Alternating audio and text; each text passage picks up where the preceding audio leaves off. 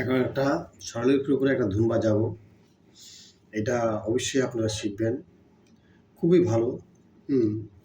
স্বরলিপির উপরে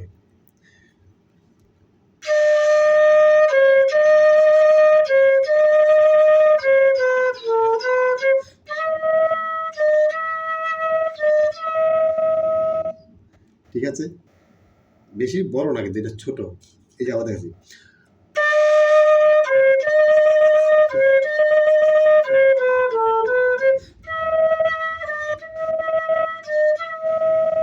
ঠিক আছে। তাহলে স্বরলিপিটা কি হবে? এটা রে সা রে সা নি ধা নি সা গা রে গা রে গা। ঠিক আছে, এটা আগে লিখে নেবেন।